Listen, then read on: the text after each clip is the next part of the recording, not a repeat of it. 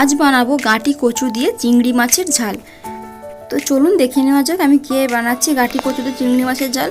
প্রথমে কচুগুলোকে ভালো করে ছাড়িয়ে নিয়েছি, তারপর কেটে ভালো করে ধুয়ে নিয়েছি। এরপর সেদ্ধ করে নেব হালকা লবণ ও হলুদ দিয়ে।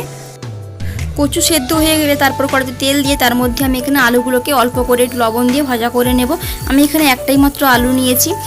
এরপর আমি চিংড়ি মাছগুলোকে লবণ ও হলুদ মাখিয়ে ভাজা করে নেব। চিংড়ি মাছগুলো ভাজা হয়ে গেলে এরপর ওই একই কড়াইতে আমি 1 চামচের মতো পেঁয়াজ বাটা দিয়ে দেবো আর 1 চামচ আদা বাটা দিয়ে দেবো। এরপর খুব ভালো করে মশলাটা কষে নেব। পেঁয়াজ ও আদাটা ভালো করে কষানো হয়ে গেলে তারপর আমি এখানে একটা বাটিতে 1 চামচ লঙ্কা গুঁড়ো, 1/2 চামচ ধনে, 1/2 চামচ হলুদ গুঁড়ো নিয়েছি, যেটা ভালো করে জল দিয়ে গুলিয়ে নিয়েছি। 1 চামচ জিরে বাটা দিয়ে দেবো আর দিয়ে দেবো মশলা গুলিয়ে রাখা জলটা আর দিয়ে দেবো স্বাদ মতো লবণ।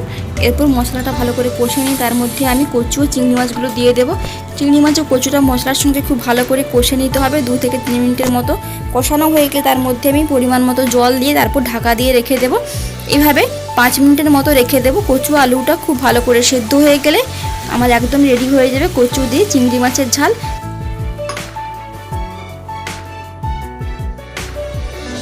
গরম গরম ভাতের সঙ্গে কিন্তু এই কচু দিয়ে চিংড়ি মাছের ঝাল অপূর্ব স্বাদ লাগবে।